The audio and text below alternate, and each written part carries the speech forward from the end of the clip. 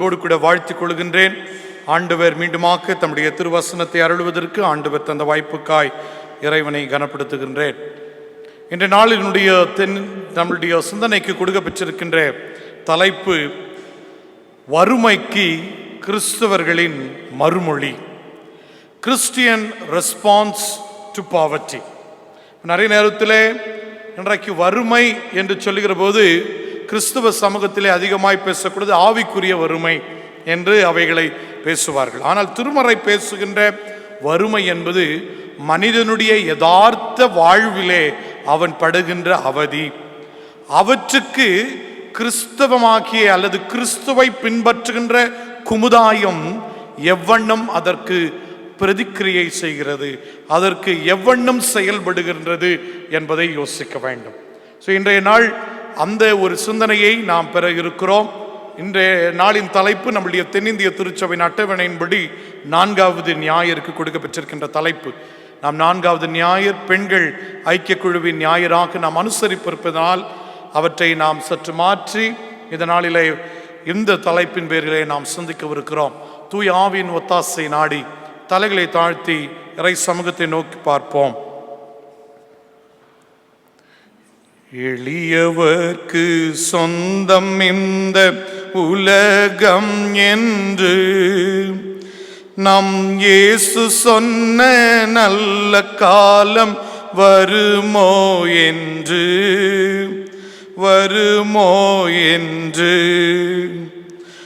ஒளி இழந்து விளங்குதவர் வாழ்வு இன்று,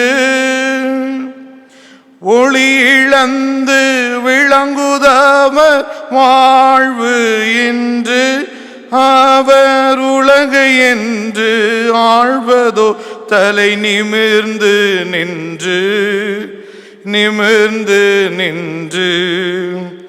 எளியவர்க்கு சொந்தம் இந்த உலகம் என்று நம் இயேசு சொன்ன நல்ல காலம் வருமோ என்று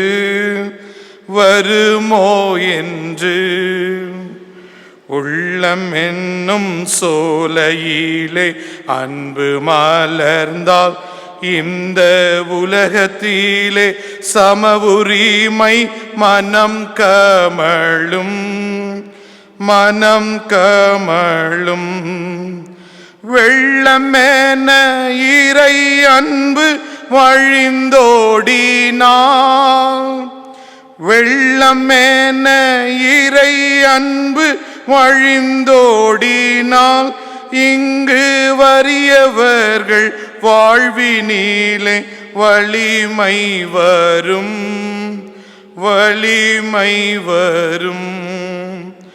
எளியவர்க்கு சொந்தம் இந்த உலகம் என்று நம் இயேசு சொன்ன நல்ல காலம் வருமோ என்று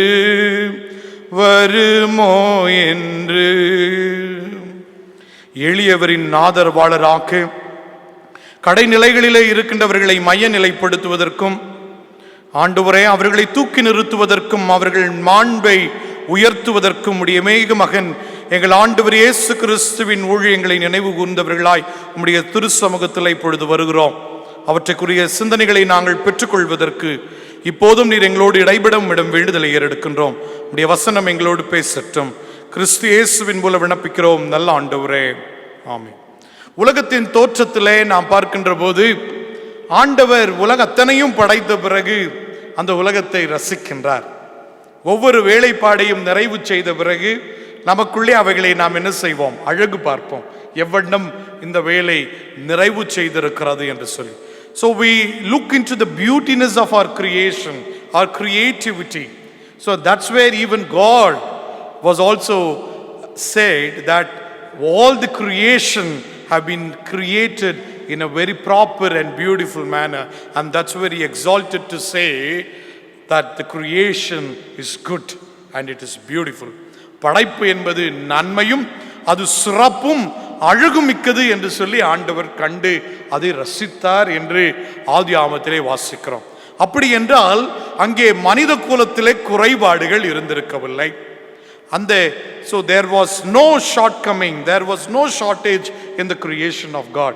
And எங்கே அந்த குறைபாடு வந்தது? மனிதனின் பேராசை வளர்ந்த போது குறைபாடுகள் வந்தது.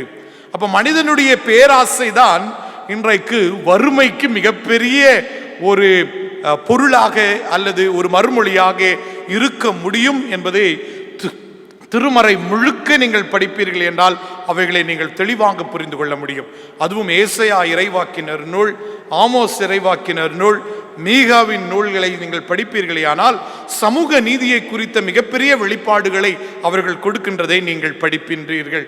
ஏனென்றால் எப்பொழுது நீங்கள் எளியவர்களை வருத்த நினைக்கின்றீர்களோ அப்பொழுது இறை பிரமாணத்தை மீறுகிறீர்கள் என்கின்ற திருவாக்கியங்கள் சொல்லப்பட்டிருக்கிறதை நாம் பார்க்க முடியும். ஆகவே திருமறையினுடைய அடிப்படையை நாம் எடுத்து பார்ப்போமேயானால் கடவுளுடைய மிகப்பெரிய குணாதிசயம் என்னவென்றால், எளிய மக்களோடு, வாழ்வை புறக்கணிக்கப்பட்டிருக்கின்ற நிலையிலே இருப்பவர்களோடு, வறுமையிலே வாடுகின்றவர்களோடு கூட ஆண்டவர் தம்முடைய உறவை அதிகமாக வலிமைப்படுத்திக் கொள்ளுகின்றதை நாம் திருமறையின் வாயிலாக பார்க்கின்றோம். அது மாத்திரமல்ல, திருமறையிலே பல சட்டங்கள் இவர்களுக்கு ஆதரவாக கொடுக்கப்பட்டிருக்கின்றதையும் நாம் அறிகின்றோம். முக்கியமாக நீங்கள் இறைவாக்கினர்களை பார்ப்பீர்கள் என்றால் அநேகர் இன்றைக்கு சொல்லுவார்கள் தீர்க்கதரிசி அல்லது இறைவாக்கினர் என்றால் எதிர்காலத்தை கணிக்கக்கூடியவர்கள் என்று சொல்லுவார்கள்.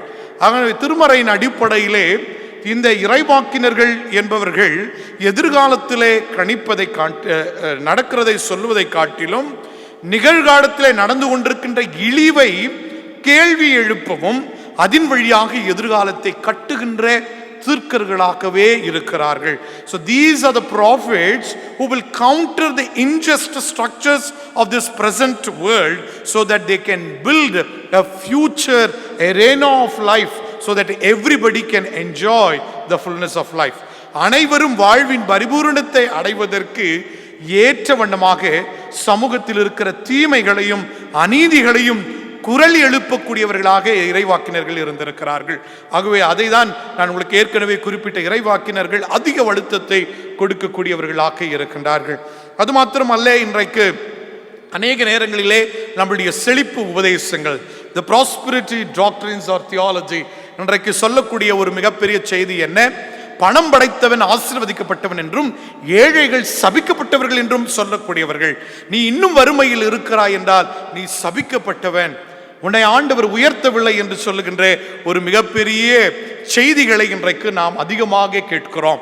So today's the modern prosperity gospel or the doctrine preachers would emphasize to say that people who have wealth are blessed and people with poverty or the poor people were considered to be the cursed people. And this is where the word of God comes. இந்த ஒரு சூழ்நிலையிலே தான் இறைவாக்கினர் மிக தெளிவாக கொண்டு வருகின்ற செய்தி.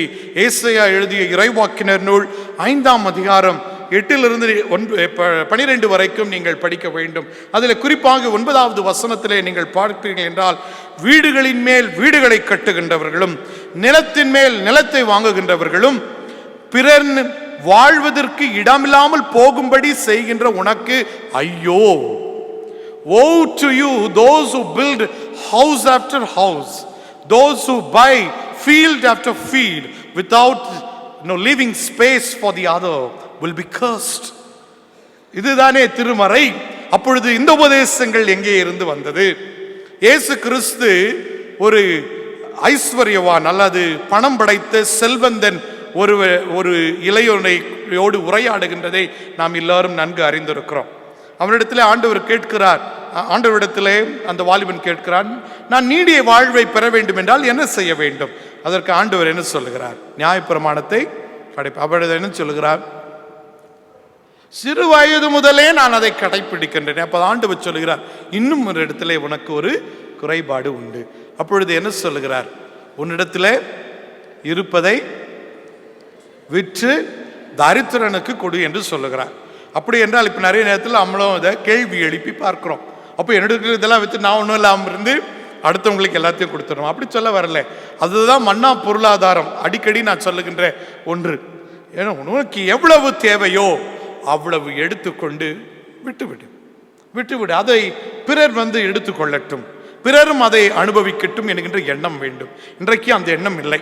ஏனென்றால் பேராசை உலகத்தில் எல்லாம் எனக்கு வேண்டும் என்கின்ற எண்ணம் வருகின்ற போது அடுத்தவருக்குரியதை நாம் யோசிப்பதில்லை. அதனால தான் இன்றைக்கு சமூகத்தில் இருக்கிறவர்கள் இன்னும் பணம் படைத்தவர்களாகவும் இல்லாதவர்கள் இன்னும் வறுமையிலும் இருக்கிறார்கள். ஏன்?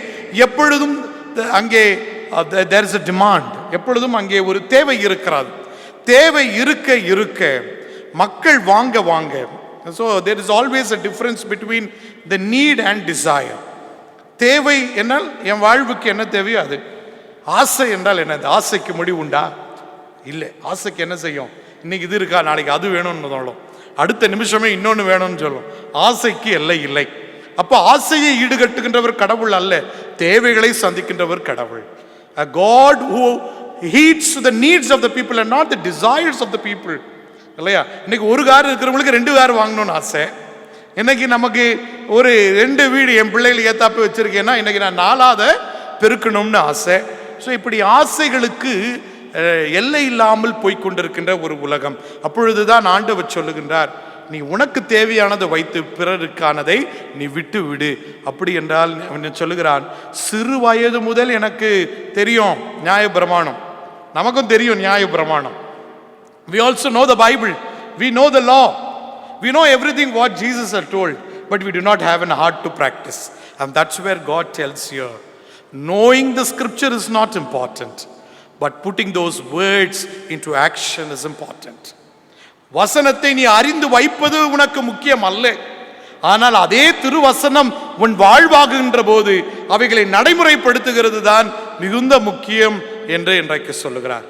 இன்றைக்கு அநேக நேரங்களிலே திருச்சபைகள் யோசிக்கிறது என்ன? யார் அதிகமாக கொடுக்கிறார்களோ அவர்களை முன்னிலைப்படுத்த வேண்டும், அவர்களுக்கென்று ஒரு தனி கணத்தை செலுத்த வேண்டும் என்னக்கூடிய எண்ணம் உண்டு. ஆனால் அந்த சம்பாத்தியம் எப்படி வந்தது என்பதை யோசிக்கிற எண்ணம் உண்டா? இல்லையா? ஸோ எவ்வளவு இன்றைக்கு பேசுகின்ற உபதேசங்கள் எல்லாம் நீ எவ்வளவாவது சம்பாதி, எப்படியோ செய், ஆனா 10ல் 1 பங்கு கொண்டு வந்து என்ன செய்திரே? தசம பாகமாய் வைத்து விடு.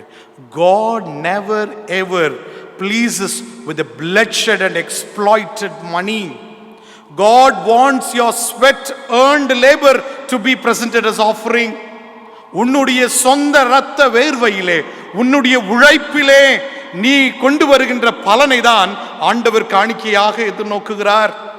பிறனை சுரண்டி பிறருடைய இரத்தத்தை குடித்து அந்த இரத்த கரை படைந்த கரங்களோடு ஆண்டவருக்கு காணிக்கை படைப்பது கூடாத காரியம்.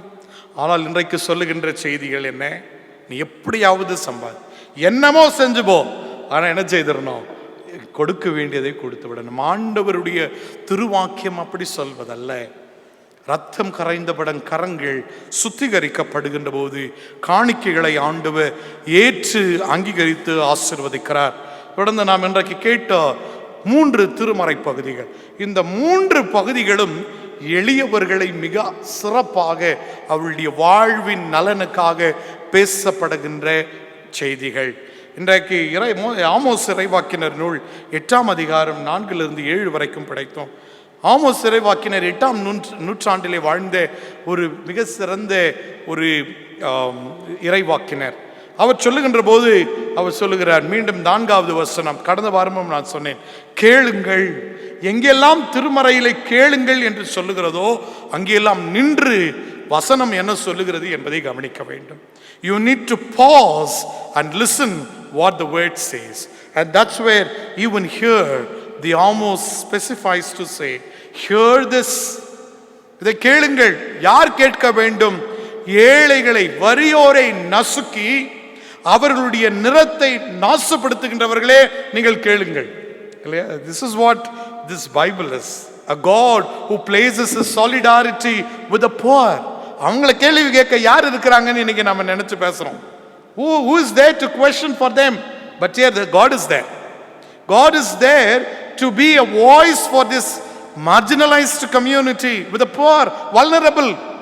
And here that's what God raises a voice. யார் நீங்கள்? நீங்கள் வறியோரை தரம் புரளச் செய்து அவர்களுடைய நிலத்தை நாசப்படுத்துகின்றவர்களாய் இருக்கிறவர்களே கேளுங்கள் என்று சொல்லுகிறார். அதை சொல்லுகிற மாத்திரத்தில் மீண்டும் அங்கே வருகிற போது, எப்பொழுது அமாவாசை முடியும் என்று காத்திருக்கிறீர்கள்? ஏன் எப்பொழுது நான் தானியங்களை அதிக விலைக்கு விற்கட்டும்? இல்லையா? லாப நோக்கி இன்றைக்கு எப்படி இருக்கிறது? இன்றைக்கு உலகத்திலே எல்லாரும் எல்லாவற்றையும் பெறக்கூடிய ஒரு நிலைப்பாடு இருக்கிறதா? இல்லையா? அப்பொழுது இங்கே தான் சொல்லுகிறார், எப்போ இன்னைக்கு தானியங்களை சேர்த்து சேர்த்து இன்றைக்கு கோடவுன்ஸ்லையும் ஸ்டோர் ஹவுசஸ்லையும் வச்சு கொண்டிருக்கிறது அரசு அமைப்பு. ஆனால் இதே நாட்டிலே இன்றைக்கு அத்தனை மக்கள் பசியினாலே ஒருவேளை உணவு கூட கிடைக்க முடியாத சூழ்நிலையில் வாழ்ந்து கொண்டிருக்கிற போது எப்படி எந்த அரசாங்கமாக இருந்தாலும் அவைகளை சேர்த்து வைக்க முடியும்? இல்லையா? அப்ப சேர்த்து வைப்பது எதற்கு? விலை கூட்டி அதை இன்னும் அதிக விலைக்கு விற்று எப்படி லாபம் காணலாம்? இன்றைக்கு உலகமே லாபம் காணுகின்ற நோக்கிலே ஓடிக்கொண்டிருக்கிறன, சமயம் உட்பட. லாபம் எதிலே இருக்கிறது? எப்படி எதிலே லாபம் காண வேண்டும்? உணவிலையும் இன்றைக்கு லாபத்தை பார்க்கக்கூடியவர்கள் இருக்கிறார்கள். இப்பேற்பட்ட ஒரு நிலைகள் மாற வேண்டும் என்றுதான் ஆமோஸ் இறைவாக்கினரின் செய்தி. அது மாத்திரமல்ல, அவர் மிக உரக்கமாய் சொல்லுகின்றார், சப்பத் எப்பொழுது முடியும்? ஓய்வு ஆண்டு. நீங்கள் அதை லேவியராகமம் மற்றும் உபாகமம், when you read in the book of Leviticus and Deuteronomy, which says that you need to release all those who are your slaves, you need to release them, you need to free their debts. அவருடைய கடன்களை தள்ளுபடி செய்ய வேண்டும். சப்பத்தும் யூபிலி ஆண்டும். ஆகையினாலே தான் லூக்கா எழுதிய நற்செய்தியாளர் 4ஆம் அதிகாரம் 18-19 வசனத்தில் சொல்கிற போது சொல்கிறார், கர்த்தருடைய ஆவியானவர் என் மேல் இருக்கிறார், அவர் தரித்திரனுக்கு நற்செய்தி சொல்லவும், கட்டுண்டோரை விடுதலை சன்னமும், யூபிலி ஆண்டை பிரகடனப்படுத்தவும் வந்தார். So this is a God, or Jesus Christ came in this world to proclaim jubilee. That means to free the community so that they may experience the joy of freedom in and through their life. அவர்களுடைய வாழ்விலே அவைகளை பெறுவதற்கு யோசிக்கின்றார். சப்பத்தினுடைய முறைப்பாடுகளை நாம் அறிந்திருக்கிறோம். லேவியராகமம் 23ஆம் அதிகாரம் 22வது வசனத்திலே பார்ப்பீர்கள் என்றால், நீங்கள் அறுவடை செய்த அந்த துளிர்கள் கீழே விழுகிறதை நீங்கள் விட்டு விடுங்கள், உங்களிலே இருக்கின்ற ஏழையர்கள் அவைகளை பெற்று செல்லட்டும். ஏன் பெற்று செல்லட்டும்? உங்களிடத்திலே தேவையை சந்திக்கப்படாமல் இருக்கிற ஒருவரும் இருக்கக்கூடாது. There should be no one among you who is expecting for a need. ஆனால் இன்றைக்கு அப்படி இருக்குதா? அவைகள் ஏன் இதை சொல்லுகிறார்கள்? எப்போது சப்பத் முடியும்னா, எங்களுக்கு என்னது, இந்த வசனம் எங்களுக்கு தேவையில்லை, இப்பேற்பட்ட இறை கட்டளைகள் எங்களுக்கு அவசியம் இல்லை, அவை அந்த கீழே விழுகிறதையும் நான் விற்று லாபத்தை பார்த்து வாழ வேண்டும் என்று யோசிக்கின்ற ஒரு மக்கள் கூட்டம். ஆகையினால தான் 11வது வசனத்திலே பார்க்கிற போது சொல்லுகிறார், அங்கே பஞ்சம் வரும். என்ன பஞ்சம்? சாப்பாடு பஞ்சம் இல்லைன்றார். என்ன பஞ்சம்? என்ன பஞ்சங்க? வார்த்தை இறை வசனத்திற்குரிய பஞ்சம் வரும். ஏற்கனவே வந்தாகிவிட்டது இல்லை இல்லையா? வசனம் போதிக்கப்பட வேண்டிய நிலை இன்றைக்கு இல்லாமல் போகும், காலங்கள் நெருங்கும் என்று சொல்லுங்க. ஏன் இப்பேற்பட்டவர்கள் கேட்க மனமில்லை இல்லையா? ஏன் இன்றைக்கு வழிபாடுகளை நாம் தவிர்க்கிறோம்? எங்கே நான் குத்தப்பட்டு விட்டால் மனம் மாற வேண்டி இருக்குவோ என்று இன்றைக்கும் பல கூட்டங்கள் வரவில்லை இல்லையா?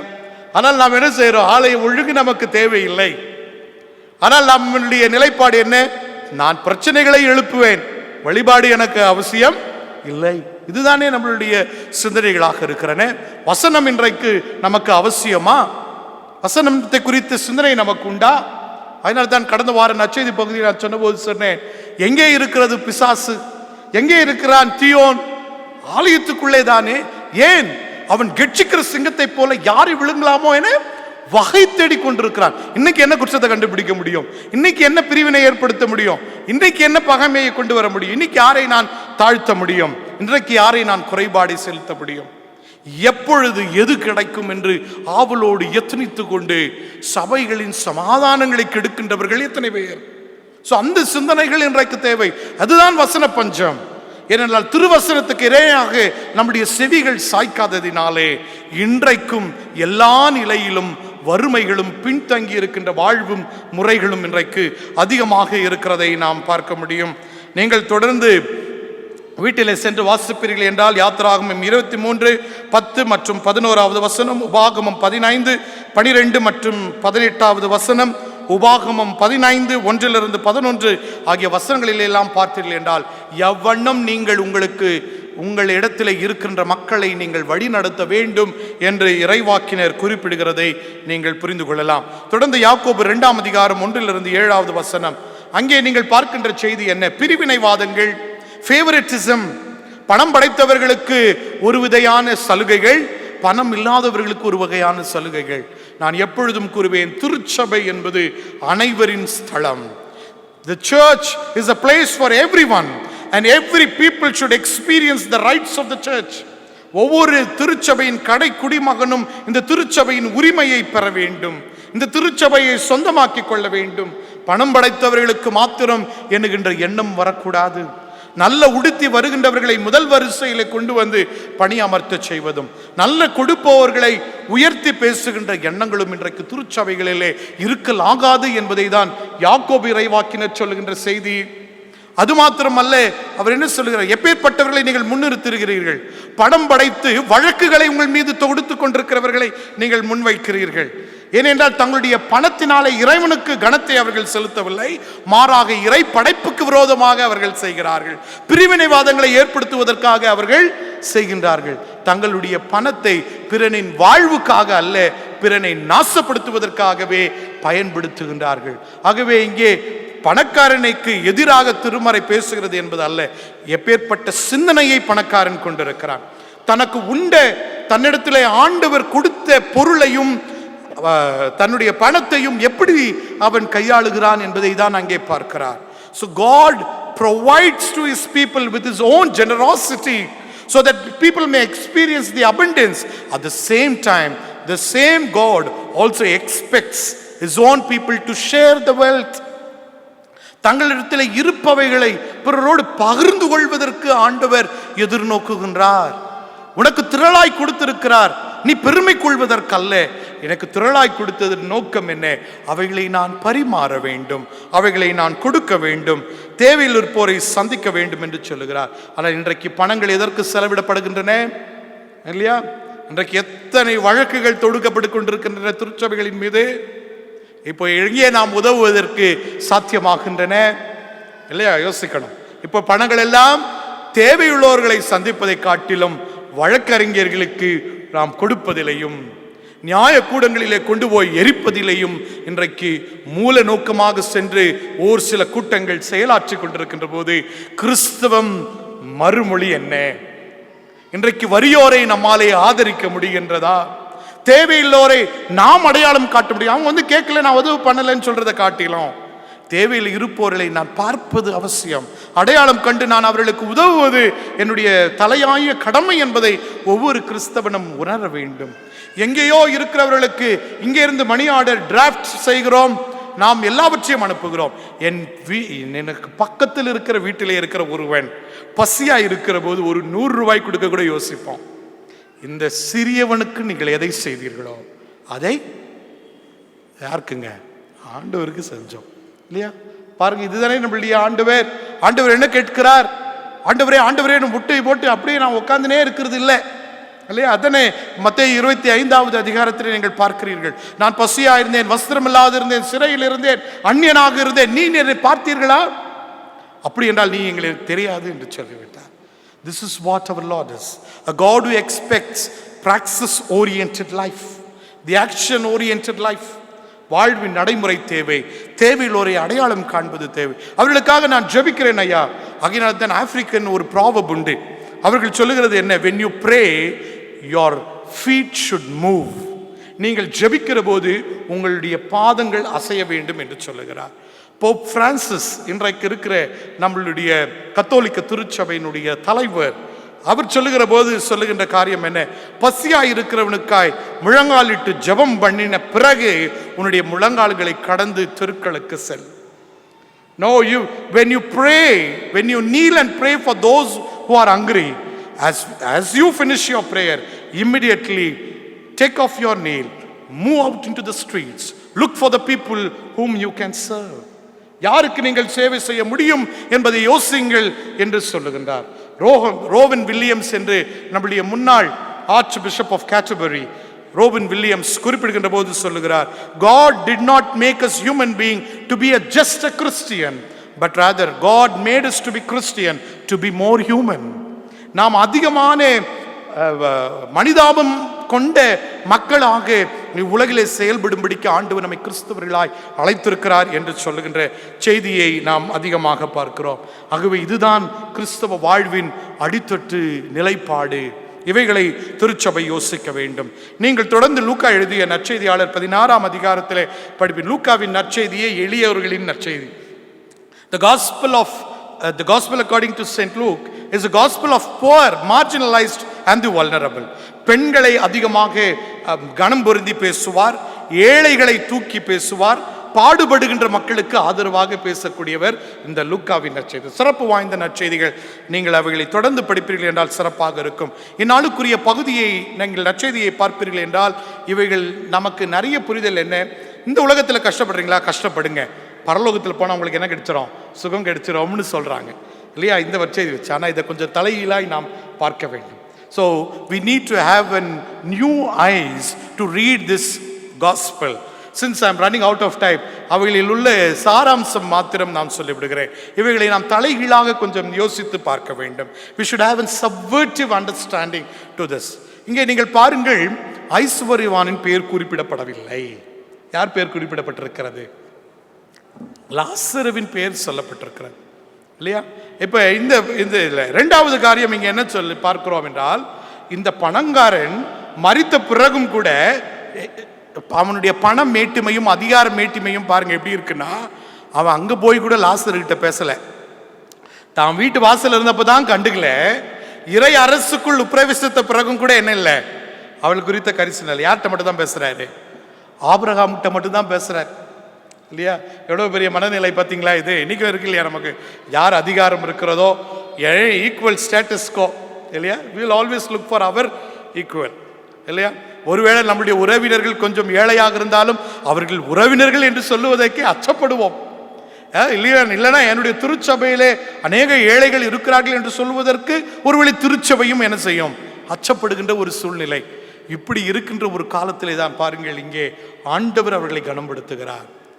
Here the rich man doesn't have identity, but God grants them identity in his kingdom. At the same time, here this man speaks with the authoritative. ஆபிரகாமோடு மாத்திரம் பேசுகிறார். அங்கே பக்கத்தில் இருக்கிற லாசருவை குறித்த எண்ணமே அவனுக்கு இல்லை இல்லையா? மூன்றாவது நீங்கள் என்ன பாருங்கள், அங்க போன பிறகு கூட லாசருக்கு ஆர்டர் தான். என்ன சொல்ற? அவனை அனுப்பும், அவன் போய் என்னுடைய சகோதரனுக்கு சொல்லட்டும். இதுதான் இன்றைக்கு சுட்டு போட்டாலும் என் பிறவி குணம் மாறாதுன்னு சொல்றோம்ல, அதுதான் இது. எவ்வளவு வசனம் கேட்டாலும் அப்படியே தான் இருக்கிறது இல்லையா? எவ்வளவு திருமறையின் வாக்கியங்கள் புல்பிட்ல இருந்து சொல்லப்பட்டாலும் எனக்கு என்ன வந்தது இல்லையா? ஐயர் பாட்டுக்கு அவர் சொல்லிட்டு போட்டோம். இன்னைக்கு பொழுதுபோக்கு இல்லையா? ஒரு சிலருக்கு மோசேவும் தீர்க்கதரிசிகளும் இருக்கிறார்கள், அவர்கள் சொல்லட்டும் என்று இங்கே சொல்லுகிறார். ஆனால் மோசையும் தீர்க்கதரிசிகளும் பேச முடியுதா இன்னைக்கு இல்லையா?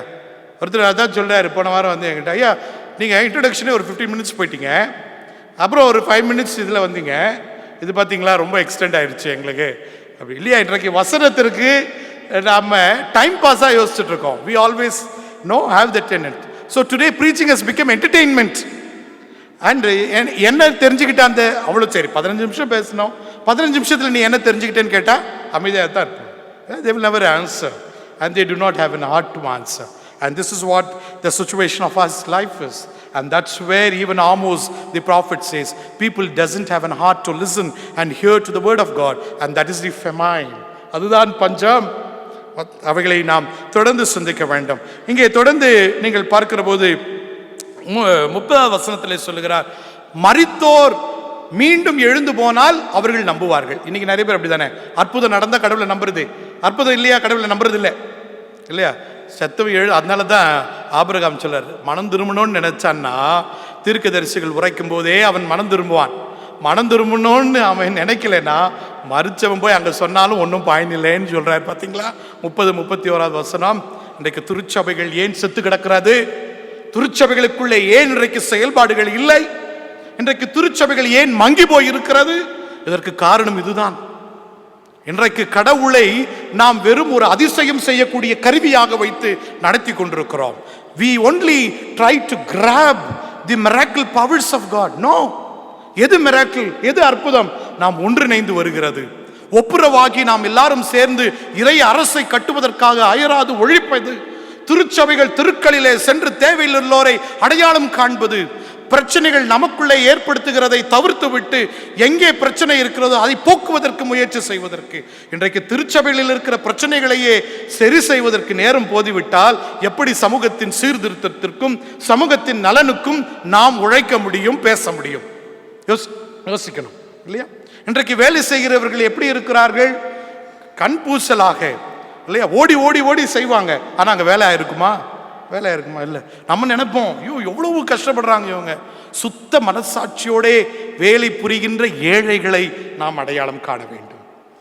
அத்தேப்பட்டவர்களுக்கு நாம் ஆதரவு செலுத்துகின்ற போது நம்முடைய ஆதரவு உண்மையாக இருக்கும்.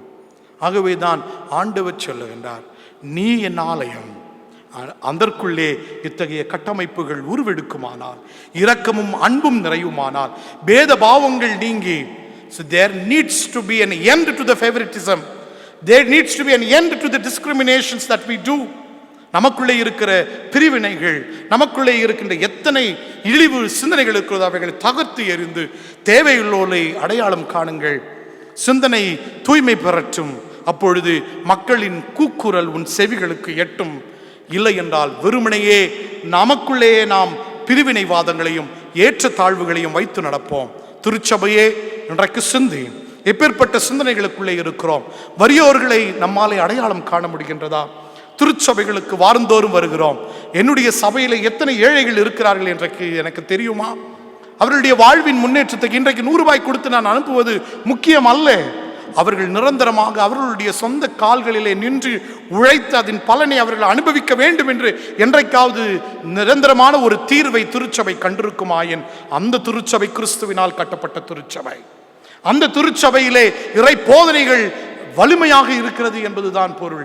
அந்த திருச்சபை தான் கிறிஸ்துவுக்கு ஏற்ற வகையில் தன்னை வடிவமைத்துக் கொள்ள வேண்டும் என்று எத்தனைக்கின்ற ஒன்று. அத்தகைய சிந்தனைகளை பெற்றுக்கொண்டவர்களாக தூய கடவுள் உங்களை நடத்தட்டும் என இறைப்பேருக்கே மாட்சியை செலுத்தே உங்கள் வாழ்வு அவருக்கு நேராய் திரும்பட்டும் என கூறி ஆண்டவர் உங்களை தொடர்ந்து வழி நடத்தி காப்பாராக. ஆமென்.